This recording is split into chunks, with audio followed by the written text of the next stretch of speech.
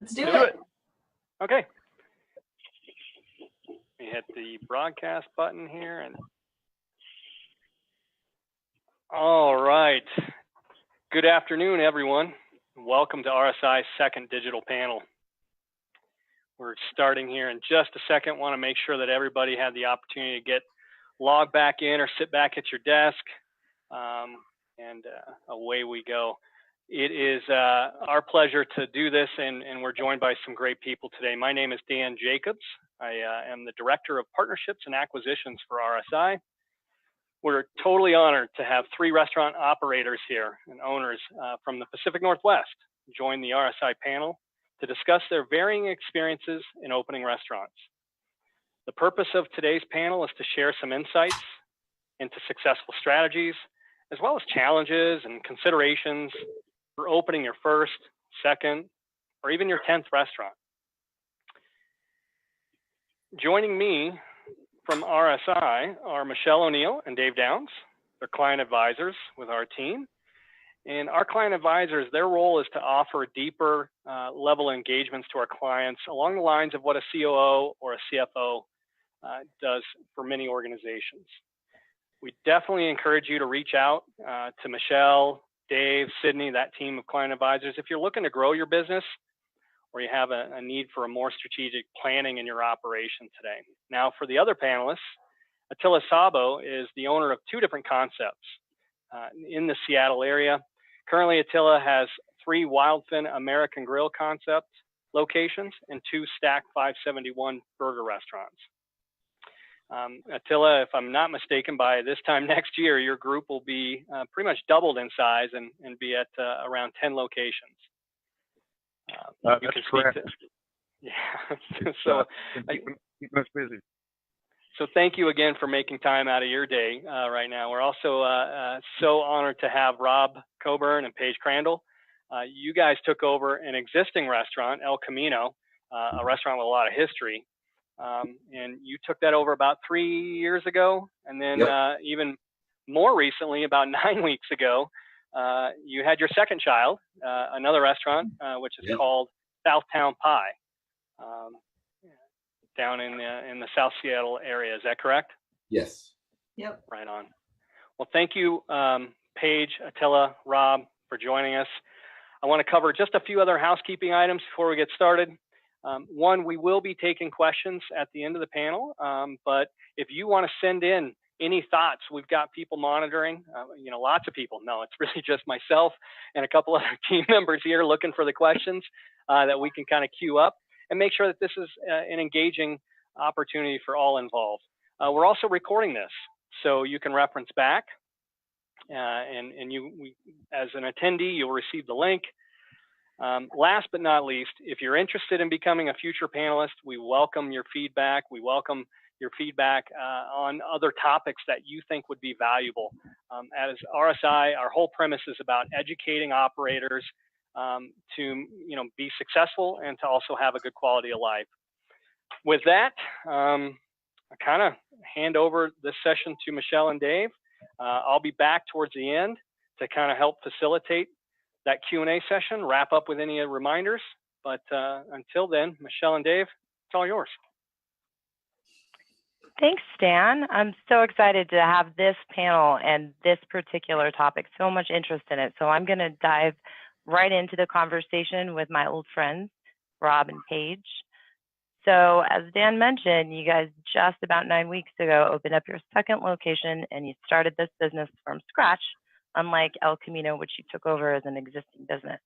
Right. What did you learn throughout this process? How did that look? What was different? What was different than buying El Camino? As you came into Southtown, what lessons did you take with you?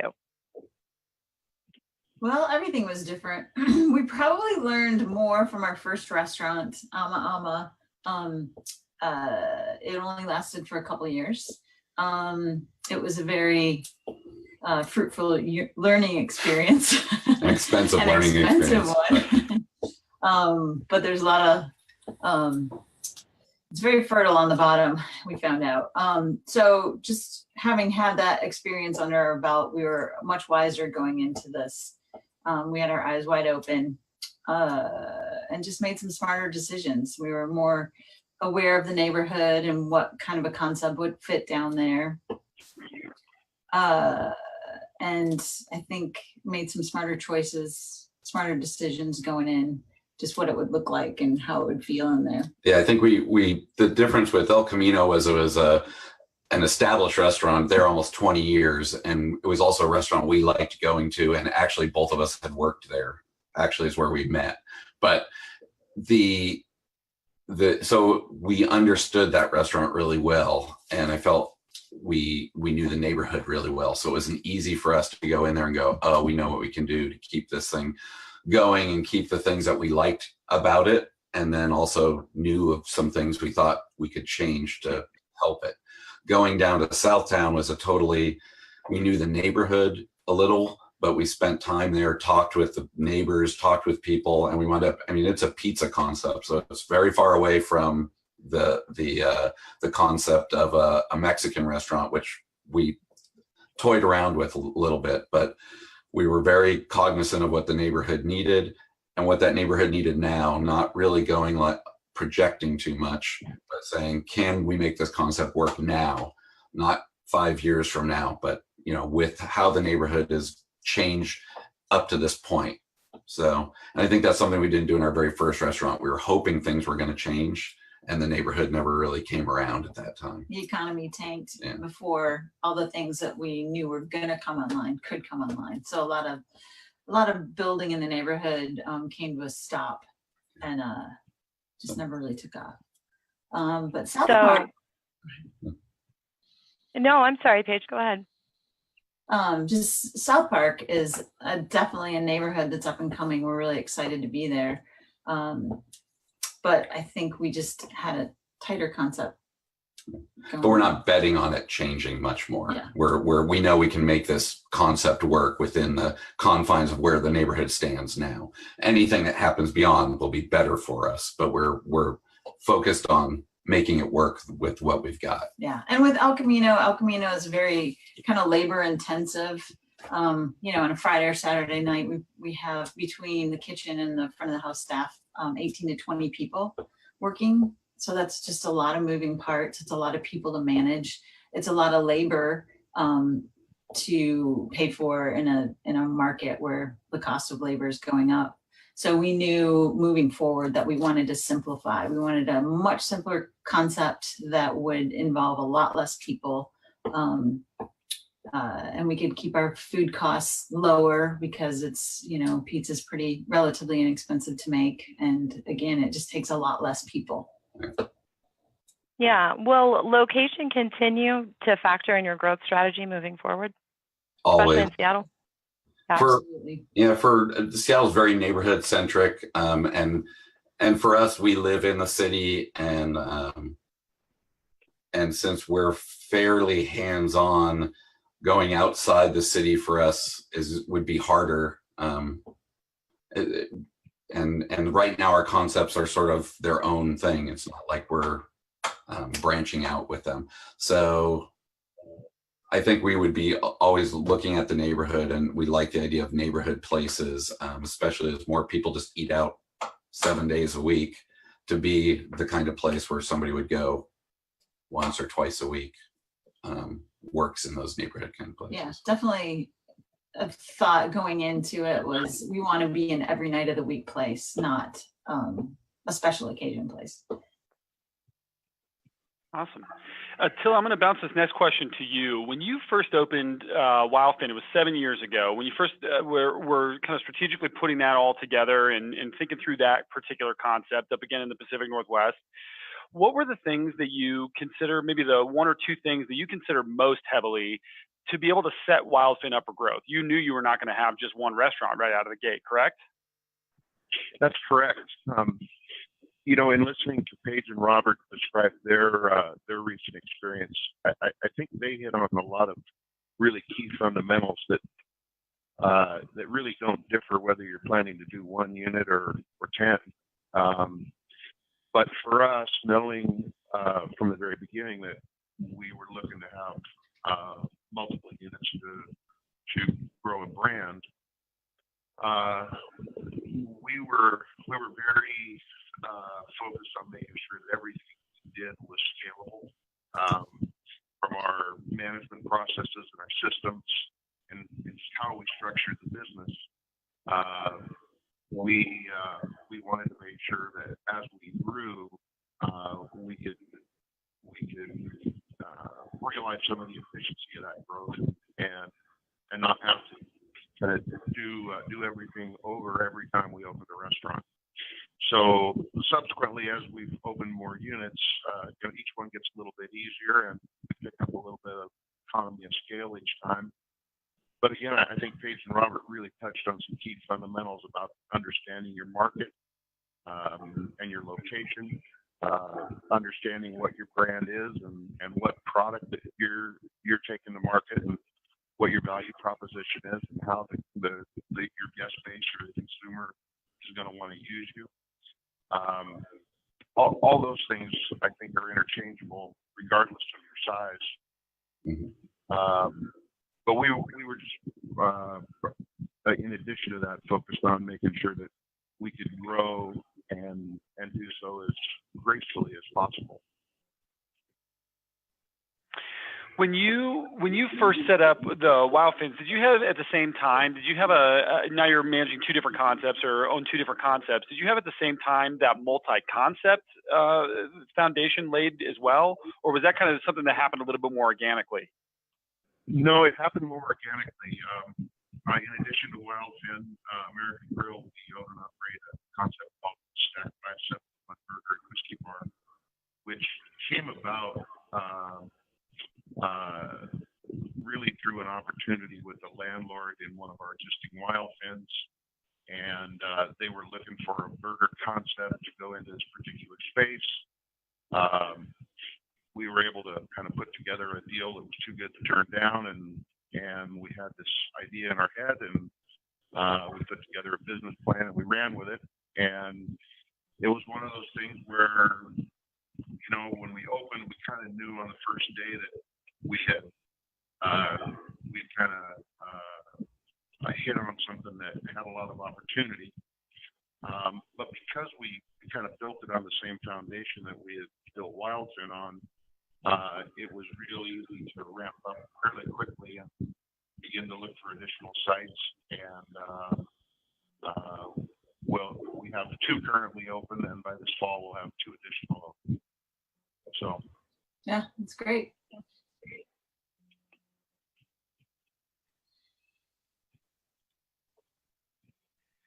When you're looking at growth, Attila, I want to kind of circle back a little bit on, and Rob and Paige, we'll probably ask a similar question here in just a moment too.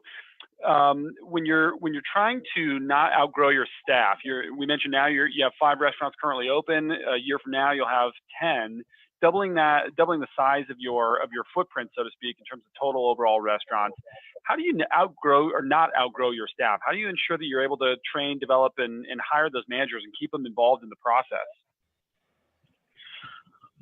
Well, I think it's a little bit of strategy. It's a little bit of luck, and in today's labor market, it's a lot of hard work.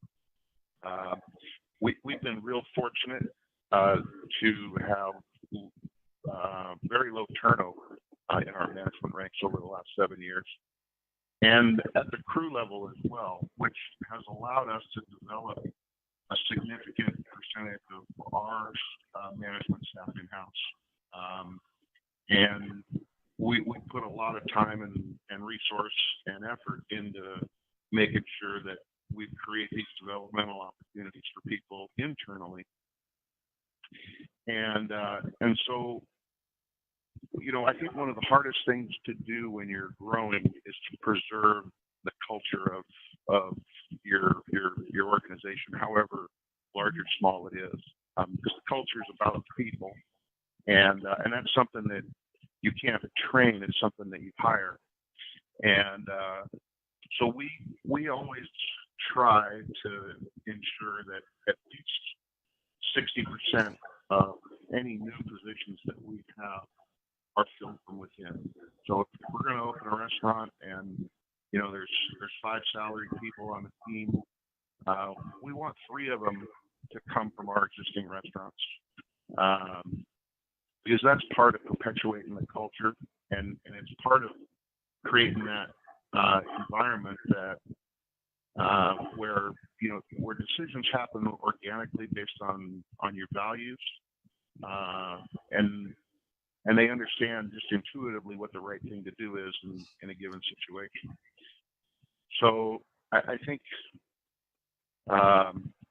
always looking for people that have the capacity and the desire to go farther than the position that you're maybe currently considering them for, and then making sure that you invest in creating those opportunities so that you can grow people from within. I know for a fact we would not be able to have added as many units as we have if every time we opened a restaurant we were hiring everybody from outside the organization. I totally agree with that. When we opened Southtown Pie, we were able to have some of our key people, one in particular, working at El Camino throughout the year to keep her busy, but knowing all the while that once STB opened, she would be a manager there. And managers are the hardest thing to find, especially good ones. And so when I'm hiring, I'm always looking out for people that have that potential. Even if they don't have the experience, they just have the potential to do that, for sure. These are we have that talk all the time when we're hiring people for our restaurants, and as they're progressing, trying to figure out, when we talk about our growth strategy of hopefully opening 1 or 2 more places in the coming years, it's looking for people like, wow, could they take over here? Could they move there? It's something we're always looking at for, because the manager is the hardest part, especially right now. It's a little easy. There's 2 of us. We can split between the 2 places we have. But once we get more than that, it starts getting a little harder to make sure, as Attila said, you keep that The company culture. the culture that you want to project. Keep it alive, yeah. Definitely. And your employees are your greatest resource, and we like to employ people that that we enjoy being with, since we work so much. Yeah, we feel really lucky. We've been able to find really great people, and we have very little turnover as well. Yeah. But I think part of that is because we appreciate our people so much, and make sure they know that. For sure, Paige. And that leads to a follow-up question. A contrast between what you guys do and what Attila does is you stayed in Seattle. So for those who are working in challenging big city markets, where we were looking at a lot of potential minimum wage, and labor is always a challenge, how do you address those challenges? You could go outside of Seattle, and it could be cheaper and easier in some ways. But, for us in this business, Seattle's still where we want to be. And if we have to work as much as we're working, then, we still need that quality of life. So Seattle, we're dug in. This is where we want to be. As far as addressing how we're strategizing, all of our concepts going forward, El Camino is probably always going to be the more labor intensive of any of our concepts. Everything going forward is to simplify concepts that we don't need as many people. And the idea is you find really good people, you pay them well, give them benefits, and you need less of them.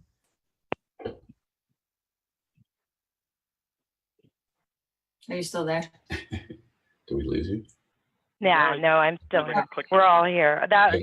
So the retention piece, thank you for speaking to that. Attila, maybe we could come back to you and talk about, in your rapid growth mode and your previous rapid growth strategy, how do you find the right leaders? What does your corporate structure look like? Is there a lot of people overseeing your management team? No, we started from the very beginning with the intent of having a pretty flat organization. I comment to people from once in a while that, you know, the day we need a corporate office is probably the day I should go look for something else to do. I spent 15 years of my career in a larger, more kind of centralized, top-down corporate environment, and there's nothing wrong with it. It's just not what I want to do at this stage in life. So we try and keep as few people between our guests and decision making, and so that means that the people that we do have in our restaurants running things day to day, they've got to be empowered to make decisions. They've got to understand what their responsibility is and what their decision making responsibility is, and as long as they are clear on that and the results that they're expected to deliver, I think people thrive in it. You know, my greatest fear is every time somebody suggests that we need a policy for something. I don't want a policy. I just want to make sure we do the right thing. And so I think Paige also hit on a key point, and that is if you hire the right talent, then you can teach the rest. You know, as hard as our business is, it's not rocket science, and there's nothing that we do that we can't teach or train, except we can't teach somebody to be a nice person. And if people don't find inherent satisfaction in serving others, I want them to go work for somebody else, because that's really at the heart of what makes people successful in our business, and that's what we look for. You both kind of touched base on that, and that was kind of interesting. The first RSI digital panel that we did back in May was really heavily focused on the modern day restaurant manager, that importance of finding and developing that good leader and what their role looks like. Attila, I want to kind of shift gears just a little bit here. In terms of advice, if somebody were looking to open up their very first restaurant, I know there's a number of different places to maybe start from or to approach it.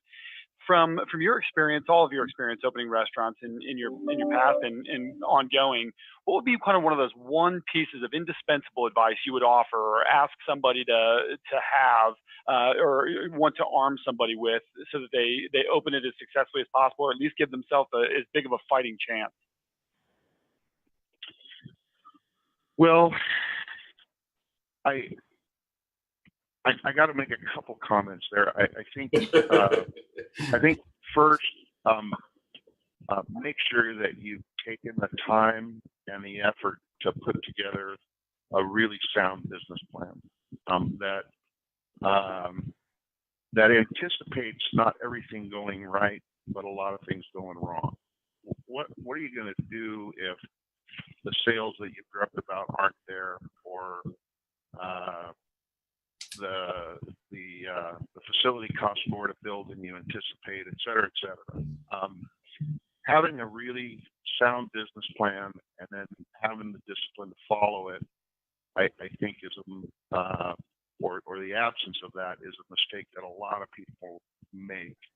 And if they had that, they probably had a really good chance of being successful. And then I think the second thing that I have seen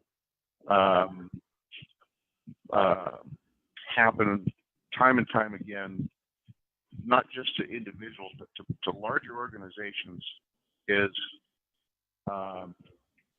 no matter how good you think you or your concept is, it's really, really hard to overcome a bad location. And being disciplined to find the right locations is it just makes everything else so much easier, I guess, ultimately in the end. But if you're fighting uphill trying to overcome a bad location, you're kind of hamstrung from the start. So I think those two things, to me, regardless of what business you're getting into, restaurants or otherwise, are pretty important. Yeah, I would second that. We lost something here. Sorry, Rob, I was actually muted. Rob Paige, that's a perfect segue. You just opened a new restaurant 9 weeks ago. Talk about that location. And did you have a concept already in mind? How did that happen? When did you take over the space? How did you know that it was right when you walked into the space? We actually have, a few different concepts in mind that we would like to get to, and unfortunately, none of them fit that space. The opportunity to go in there, just kind of presented itself to us. Yeah. We were offered the space, and we just thought the location was great, and we got really excited to do something in there. And we looked around the neighborhood to see what people were interested in, what did the neighborhood need, and that's where the concept. That's when our concept for pizza was born, because the neighborhood was asking for it. But I would say, speaking to what Attila just said, I totally agree. You need to go in with a tight concept, whatever it's going to be. You need to make sure it's going to fit that location, and make sure your location is well chosen. So that location was great, and that's such a big part of the battle, I think. And then of course you got to be able to adapt to the feedback that you get from people once you're open, and make some tweaks here and there. But that location and that concept. I think opening a restaurant, and this is for us, we are going after sort of smaller one-offs that maybe at some point the idea of doing more of that one concept would be intriguing, but it's not how we're going into these necessarily. So for us, it's that whole of understanding what you're getting into. And that is, we like the restaurant industry. We like working with the people. We've been in the industry a lot. We like the people that work there, and we like our customers, and we like meeting those people. We like doing it. So you've got to go into it knowing what you're getting into. And I think the biggest thing is I've met some people who open restaurants who think it's a nice idea, but haven't necessarily worked a lot in them. And it's just that thing of understanding. As the owner, you need to understand every part of that job. I was on the roof today, fixing something on the roof before this meeting, because especially with a small concept, the more you can understand and do, the better off you're going to be as you grow and as you can sort of hand things off. But really understanding what you're getting into is the other thing I would say, and that goes with the business plan. Of really looking at what losses could be if you don't hit those numbers, and what that means to staffing, and what that means to your life, and how you're going to spend it or not spend it, or enjoy it. I have a quick follow-up on that, Rob and Paige. With El Camino, it was a different situation because it was an existing business. What kind of research did you do to ensure that you would go into the business and be able to stay true to the concept that was its 20-year restaurant, but also be able to put your footprint, your fingerprints on the business? We drank at the bar a lot.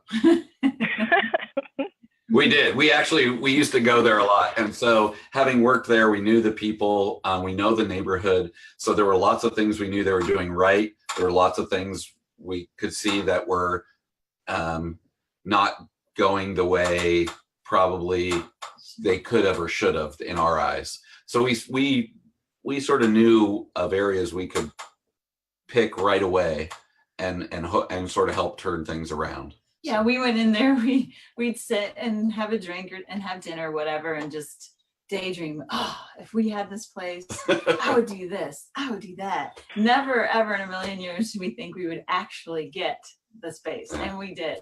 And so going in, we just knew simple fixes. We started doing inventory, and we started looking at systems, and just being more efficient and how we bought and what we bought and when we bought. Just really looking at the cost of things, and just wow, it made a really big difference, a very immediate and big difference. But going into it, we had to look at the numbers, look at the rent, look at what was going on, because we were taking on, a lease and that kind of stuff. So as much as we wanted to do it, there is that time where you sort of pull back and go, okay, hold on.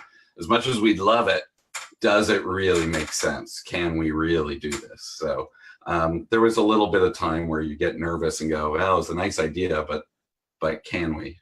So restaurants exist. I mean, you guys are in business. You're there to, in some way, recoup some sort of investment. Attila, I'm going to ask this question to you first, and we'll kind of see where this discussion goes a little bit.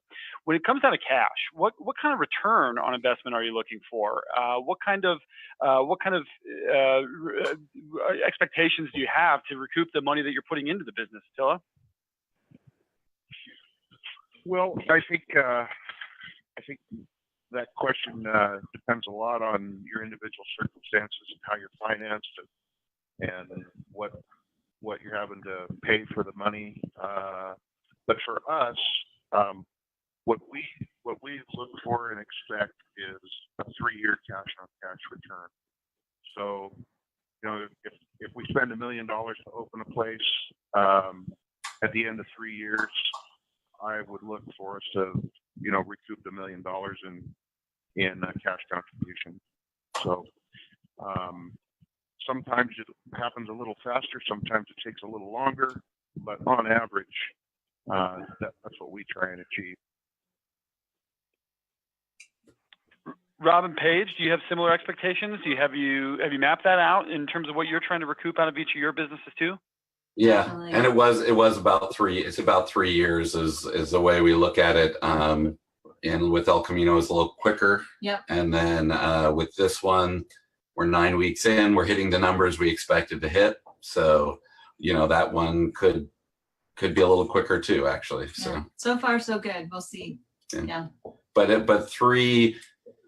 Yeah, 3 is as far as you sort of. I put our business plan out as if, even if things weren't going that great, hopefully after 3, we'd still be caught up. Yeah, I think the national average, if I'm not mistaken, is right around a 5% return. What do you mean? I mean, a profit margin, like a 5% profit margin for the average restaurant. So, and that's if you're hitting your numbers. El Camino's doing better than that, and we plan to do better than that at STP as well. But we just don't have any delusions that they're not get rich quick. Restaurants are not a get rich quick kind of thing. Yeah. So they're a lot of work for the return that you get. You gotta love doing it. Yeah, it's definitely sort of a lifestyle thing. Yeah. For us. So we are getting some really good Q&A audience questions. I want to segue and make sure that everybody gets their questions answered as much as we can. And I will start with you, Rob and Paige, on this first question, and then we'll go over to Attila. The question comes from Steve, and it's, how much cash runway should I allow myself when opening? Enough to cover operating costs for the first 3 months, for the first 6 months? Oh, for legal. The more the better. The more the better, yeah. Because it's you never have enough. Yeah. Well, it's just always hard because, I come from an architecture background. I have an architecture degree, so I've done a lot of building projects and stuff. Projects are always over. I've never done a project where it didn't go over a build out of a space, and maybe it's not a lot. Maybe it's 10% or 20%. So it seems like when you're doing these things, you're already starting a little behind where you thought you were. And then those first couple of months, you think you're going, you get cash coming in, but then, those end of the month taxes come in as payroll does, and rent and all the things where you look at your bank account, you've got X amount in it. And then all of a sudden it just takes, 3 days to totally sap it.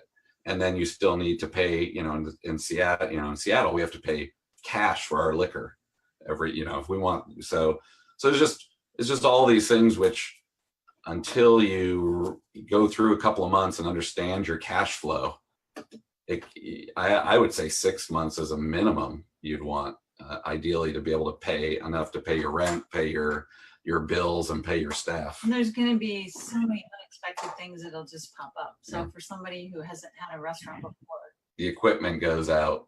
You know, are you buying all new equipment? You're buying used equipment. Then how much is that used equipment gonna not make it first month and a half? Or yeah. so. Attila, kind of over to you, since you have some pretty detailed systems in terms of projecting out cash and kind of really understand where that labor percentage is approximately going to shake out, understand what those cost of goods will approximately be. What would you make as a recommendation for how much cash to have on hand when you're just getting open for that first month or first week? Well, as much as possible is generally good. I'm trying to think back to when we opened 7 years ago, and you know, coming from a corporate environment, I got a really quick and intense education on cash flow. I think it's something that a lot of people who get into business, they sometimes get profitability and cash flow confused, and they're really two different things. And coming from a corporate environment, we had a CFO that always worried about that, and it wasn't something that an operations guy really had to ever worry about. When we open a restaurant now, I generally from the day we open, I generally like to have about a 2-week worth of sales buffer in terms of working capital. And for us in our business model, that seems to work pretty close. But if you're starting out with kind of a new concept in a new restaurant, I would say anything less than a couple of months, and you probably are going to find yourself in some pretty tight predicaments at various points. Especially if your sales are not where you anticipated right out of the gate. Yeah. So there's actually a follow-up from our audience on the same one. Attila, I'm going to stay with you for this question. I think it's a very good question. If there's something you actually could have spent more money on during your build out or during the pre-opening process at any location, what would that be? And also, is there anything that you went way over budget, way overspent on? Well, yeah, our first unit we spent way too much to build it, and since then we have understood the implication of that and been a lot more disciplined and found ways to kind of get the same results spending a lot less money. And I think you kind of fall victim to that idea that, gosh, that'd be really, really cool, or it'd be really fun to have that, and not assessing what that's going to do in terms of your ability to execute and or deliver your concept from a sales standpoint. Kind of always having that idea in the back of your mind that for every dollar you spend, you've got to generate sales to pay for it.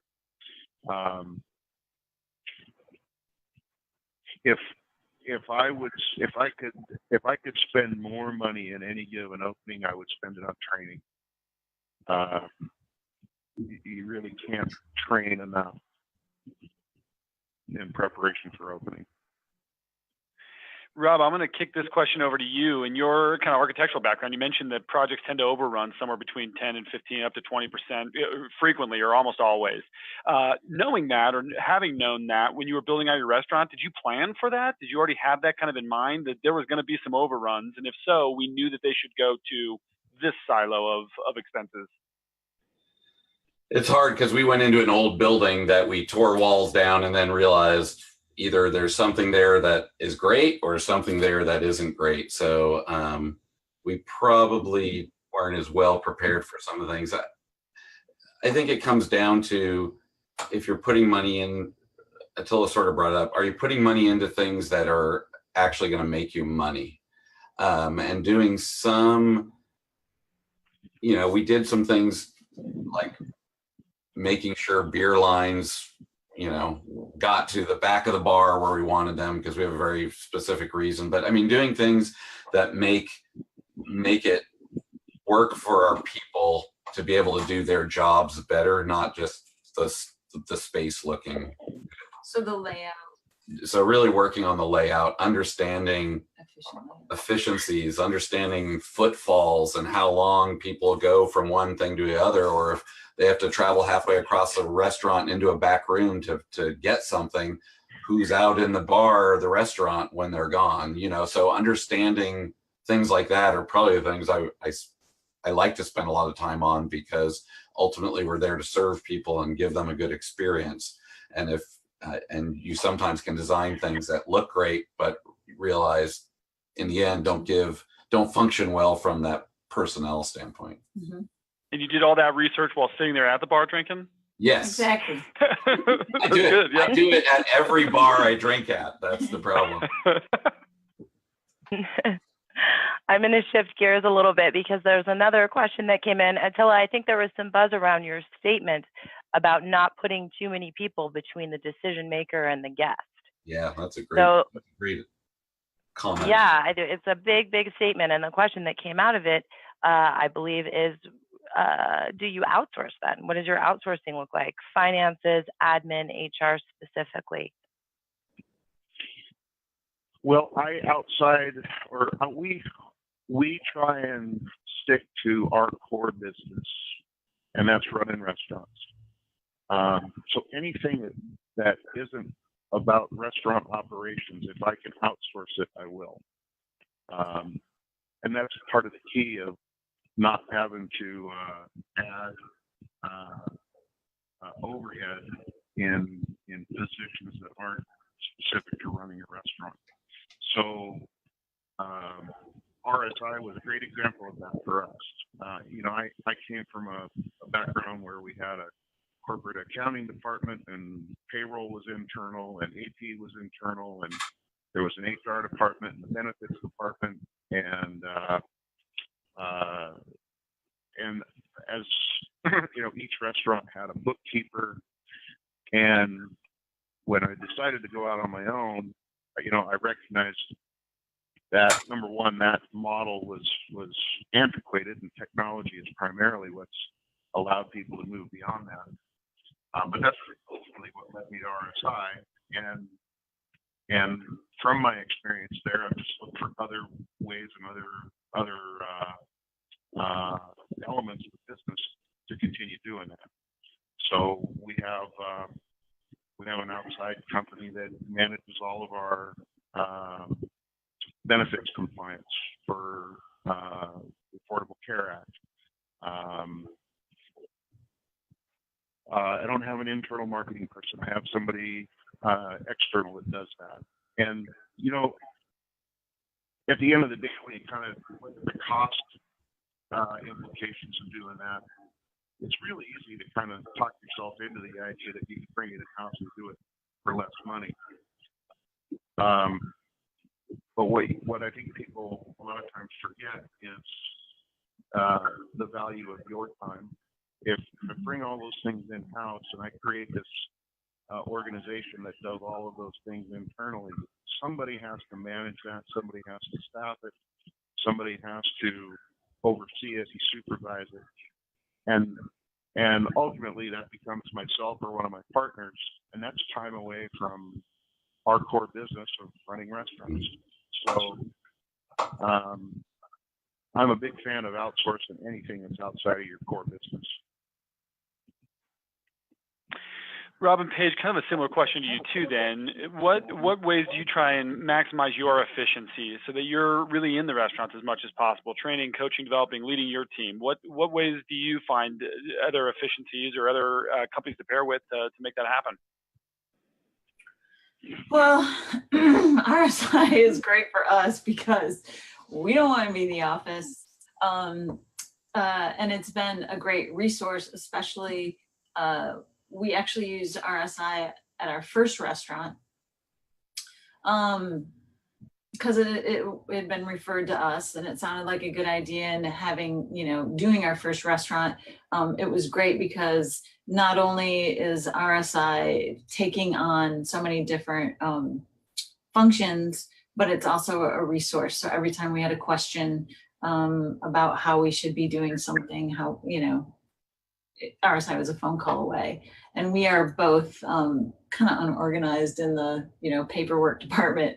So RSI, the weekly setup really works for us because it forces us to stay on top of everything, getting our stuff in a timely way. And that's huge. We did, when we took over El Camino, we tried to, have an accountant and a bookkeeper and all these different, and a different payroll company. And it was just easier to kind of let that go, because again, it was all different resources that had to be managed, that had to be, we had to find them, and then you had to stay on top of them. And so it was a big lifesaver for us, for sure. But yeah, otherwise we'd be spending more time in the office dealing with the taxes and making sure you're doing all the taxes and the payroll and doing all that. So, and is it being done right? And yeah. So that's a big one. That, and I think that's the biggest thing. All the other items, the only other big thing would be facilities kind of things, that if something big goes, we just right now, just call somebody right away, as opposed to, well, maybe we can work on it. Maybe we can deal with this. At this point, it's not worth that kind of thing. So we get people in that can get stuff done, that know what they're doing. Yeah.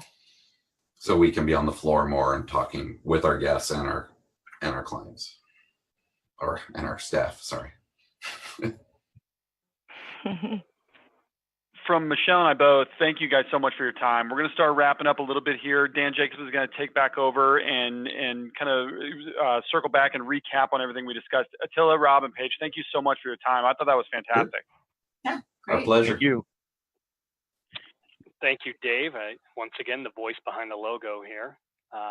Rob, Paige, Attila, Michele, appreciate all the time and really there were great nuggets of gold here in terms of experience shared and opportunities for future restaurant operators getting into the business to really kind of learn from this feedback. And that's what, like I said, we strive for here at RSI. A few takeaways for everyone. Again, preserving culture through your organization is paramount to success. Having enough cash in the bank, it's probably the hardest struggle, and yet equally as important to make sure you can withstand the bumps that come along with opening a restaurant. Outsourcing systems where appropriate, that's certainly a great opportunity. And then I think the reason for that is not just to make a shameless plug for RSI, but to really talk about what Attila said, which was keeping the distance between decision makers and your guests as limited as possible, right? By really empowering the people at the store, you can enhance the guest experience. Therefore, all the other pieces start to work. And that's just awesome stuff. And if you've never, everybody asks me, I'm a former Seattle native. I'm often asked where to go. I can tell you firsthand, El Camino is an intimate experience for a wonderful cocktail and a great evening out. And it's a great way to experience Seattle within the inner city, Fremont. And I haven't made it to South Sound yet. It looks like I'm 9 weeks too late. I'll make it over there, guys. Thank you so much. And then flip side, another one of my personal faves, check out Wildfin or Stackburger. I've been to both down in Ruston Way. Attila's got quite a few other locations, but Ruston Way was my personal favorite just because I used to live down there and run the waterfront and all that good stuff. So there's my plugs for our panelists today. You need to get out to Seattle this time of year. Summer's about over. So it's been an epic season. No, I'm teasing, guys. No. Go Mariners, go Hawks. And thank you again for all your time. I know there's a lot of contention on this over sports, but I got to get my jabs in for us Seattle fans when I can. Have a great afternoon, everyone. Thank you. Thank you. Thank Bye. you. Thanks. Thank you, guys. Bye.